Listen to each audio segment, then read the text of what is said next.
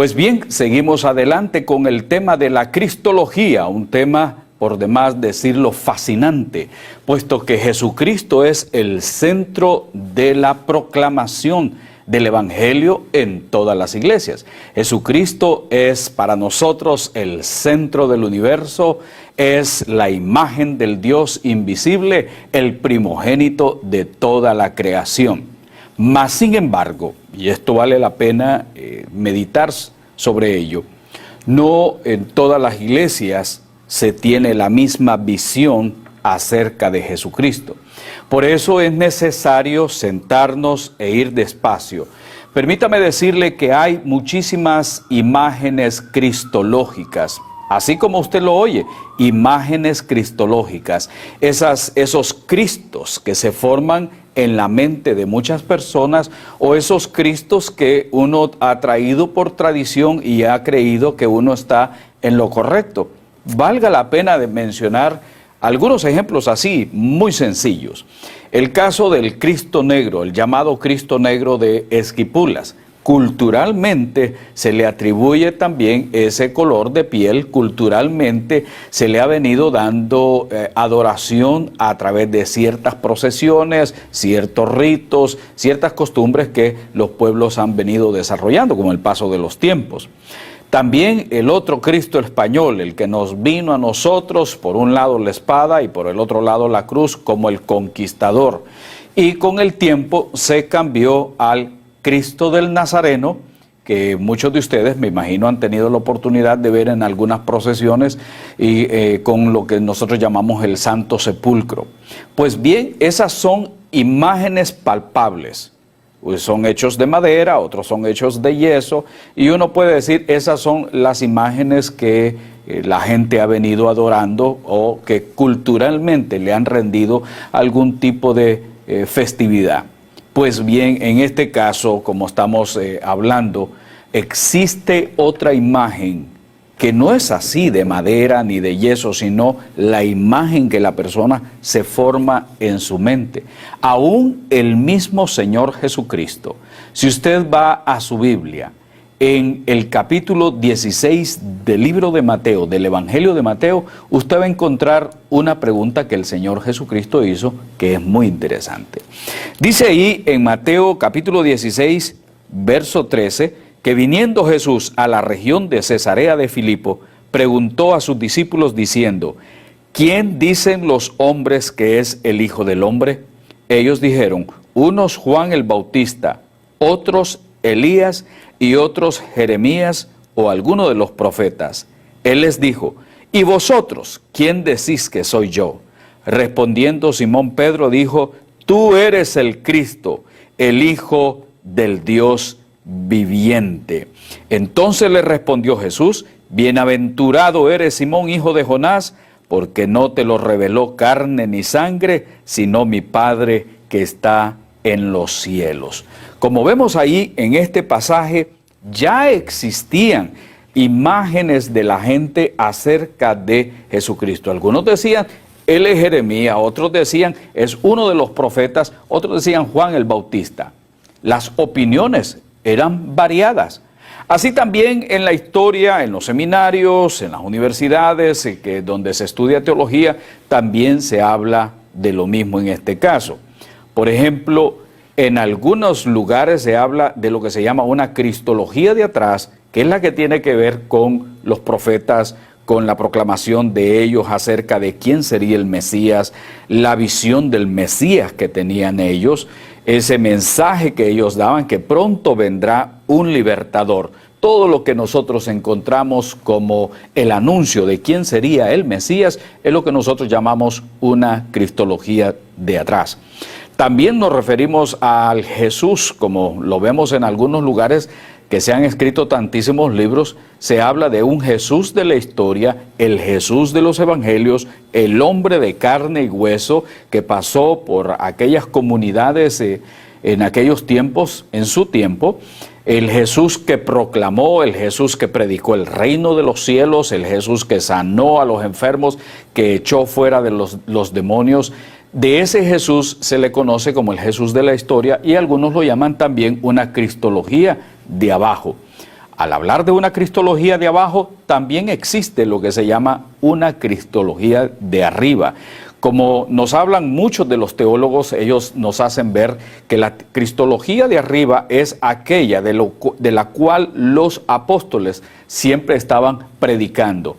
Ya no se hablaba del Jesús que andaba haciendo los milagros en las aldeas, en las provincias, sino ahora se habla ya no de ese Jesús, sino del Cristo del cual se predica, del Cristo del cual se proclama, del Cristo que ascendió a los cielos, que está sentado a la diestra del poder de Dios, a la diestra del Padre. Se habla del Cristo que fue entronizado y que pronto regresará. Eso es lo que se llama una cristología de arriba.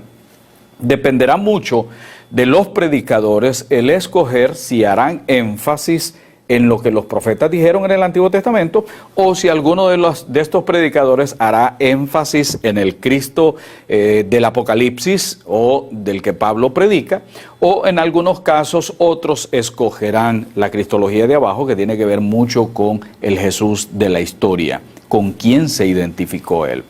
Pues bien, muchas veces lo que ha sucedido con el paso del tiempo es que la ideología del momento, por así decirlo, aquellas ideas que pesan más en las iglesias, aquellas corrientes por las cuales pasan las iglesias, porque déjeme decirlo que también, así como hay modas en el vestuario, dentro de las iglesias también está lo que podríamos llamar las modas. Hay una predicación que está de moda, que podría ser la teología de la prosperidad, en la cual se predica en muchas iglesias: venga Jesucristo y su dinero se le va a multiplicar. Eso no está en la Biblia de esa manera. Sin embargo, es una moda que está presente en nuestros tiempos. Usted podrá leer cualquier libro de historia y usted se dará cuenta que han habido corrientes dominantes. Por ejemplo, en Estados Unidos se tiene un estilo de vida muy diferente al de América Latina.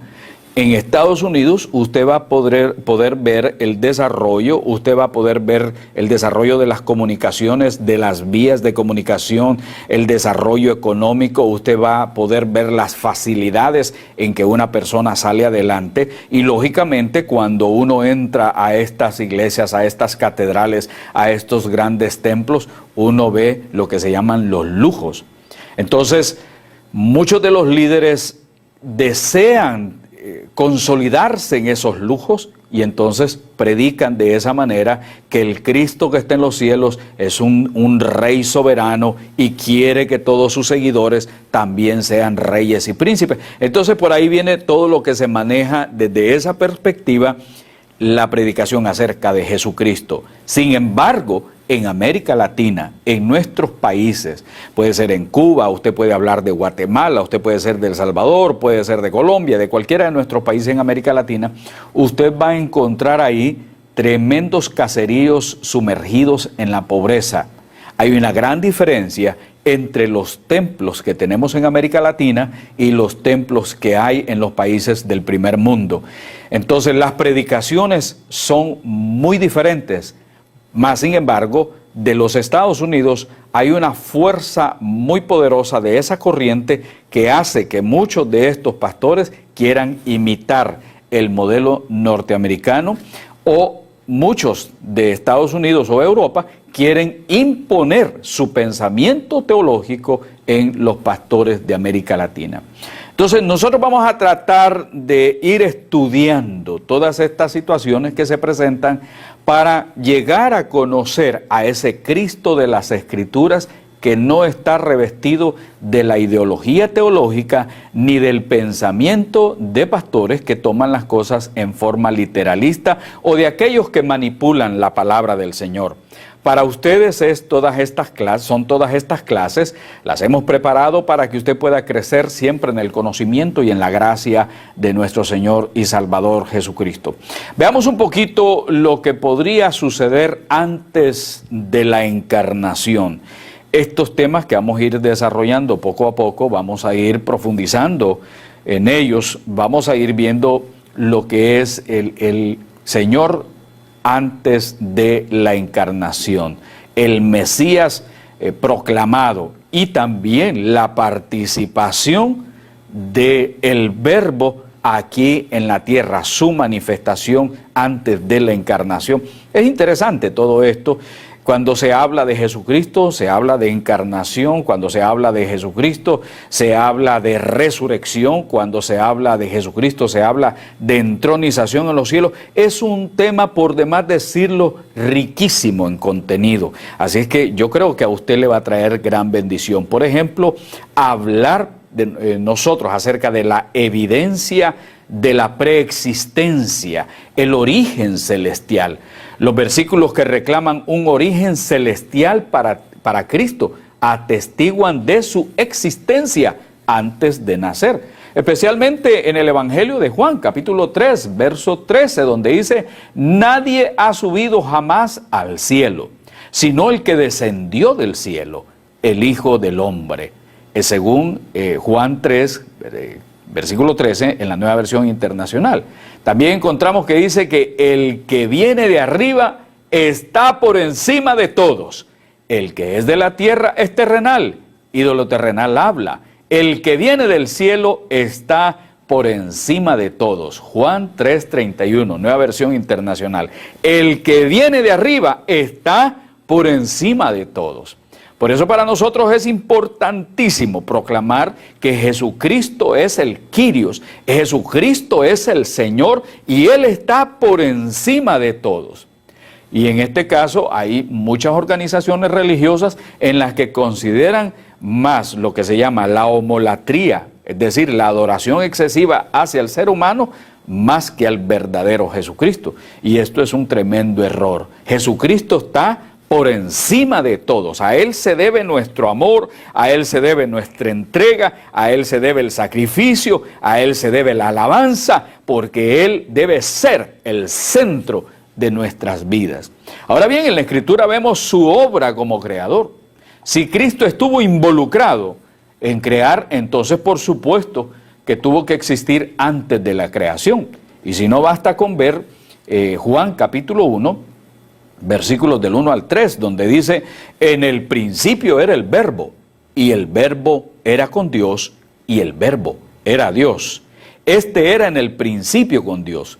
Todas las cosas por Él fueron hechas, y sin Él nada de lo que ha sido hecho fue hecho. Como ustedes pueden ver, su participación directa en la creación señala su preexistencia. Basta con leer también Colosenses 1:16, que dice: porque por medio de Él, observe bien, porque por medio de Él fueron creadas todas las cosas en el cielo y en la tierra, visibles e invisibles, sean tronos, poderes, principados o autoridades. Mis amados, Él es el que está encima de todo. Él es el que está por encima de las potestades, de los principados, de las autoridades, no solamente de este siglo, sino de los siglos venideros. Él es el que está encima de todos. Él es el todopoderoso regente, Él es el Shaddai, Él es el que nos protege, nos ayuda a seguir adelante, nos orienta, nos capacita a través de su Santo Espíritu. Por eso nuestra adoración hacia Jesucristo, nuestra alabanza hacia Jesucristo. Jesucristo debe ser el centro de la vida de todos sus seguidores. Por eso la palabra cristianos. Fíjense usted, nosotros no nos llamamos patrianos, ni nos llamamos espiritianos. Basta con decir que nos llamamos cristianos, porque el que honra al Hijo, honra al Padre. Y el Espíritu Santo nos ayuda a hablar de las bondades, del poder, de la gracia, de la justicia, de la redención, de la salvación que en Jesucristo nosotros tenemos. Así es que veamos qué dice Hebreos capítulo 1, verso 2. También dice: en estos días finales nos ha hablado por medio de su Hijo. A este lo designó heredero de todo, y por medio de él hizo el universo. En Hebreos 1:2 de la Nueva Versión Internacional. Por medio de él hizo el universo.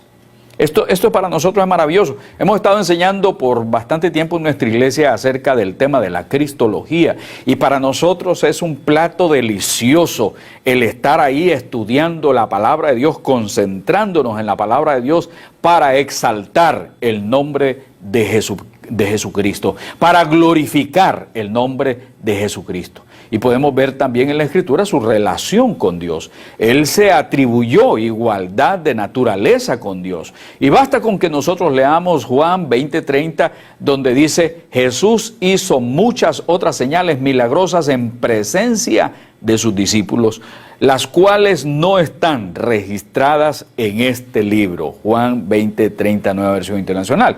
Quiere decir que muchas otras obras más fueron hechas. Nosotros conocemos lo del ciego Bartimeo, nosotros reconocemos la acción que tuvo al evangelizar a la mujer samaritana en el pozo, nosotros conocemos sobre la sanidad de los leprosos, la liberación del endemoniado gadareno, pero todavía hubo muchísimas obras más que el Señor hizo, a quien su nombre sea glorificado.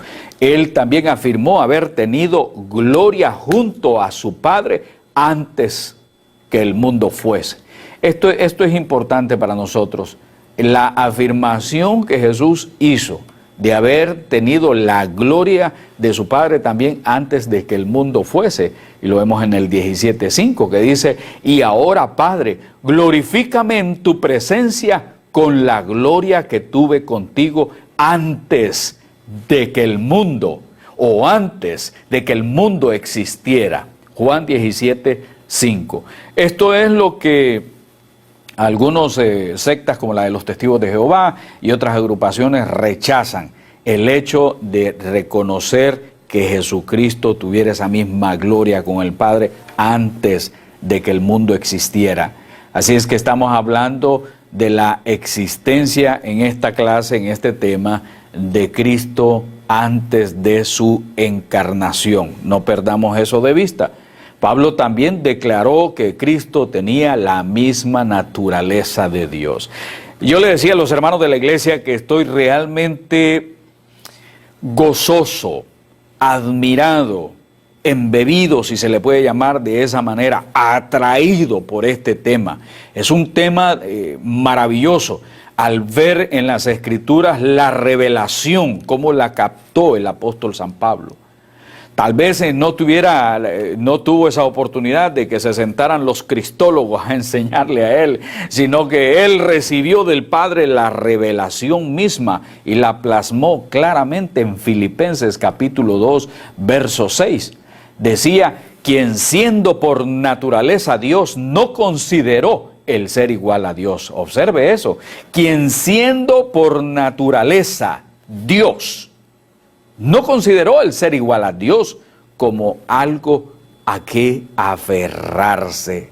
Él se despojó de sí mismo, que en griego se le llama la kenosis, se despojó. Y así lo vieron los apóstoles también, que Él estaba antes de la creación. Y Filipenses para mí es un pasaje muy, pero muy revelador, muy parecido a Juan capítulo 1:1, que decía que en el principio, en el arjí, en el principio era el verbo, y el verbo era con Dios, y el verbo era Dios. Algunos en Biblias torcidas, como la de los atalayas y todas estas otras organizaciones, le meten un Dios. No, ese un no existe ahí. Eso nada más fue una parte inventada que le colocaron en la Biblia, pero la palabra del Señor lo dice claramente: en el principio el verbo era con Dios y el verbo era Dios. Y Filipenses nos lo dice también de esta manera, que Él no se aferró el ser igual a Dios, no se agarró de ahí, sino todo lo contrario, vino la kenosis, el despojo de eso. Ahora bien, estos pasajes para nosotros son de gran evidencia acerca de su eternidad, sus atributos. Él se atribuyó deidad total y otros así lo atestiguaron. Estas atribuciones serán examinadas más adelante, pero por ahora bastará con Colosenses capítulo 2, verso 9, donde dice: en Cristo habita toda la plenitud de la deidad. Así es, así lo dice el pasaje bíblico, toda la plenitud de la divinidad habita en forma corporal en Cristo. Colosenses 2, verso 9, en la Nueva Versión Internacional. Toda la plenitud de la divinidad.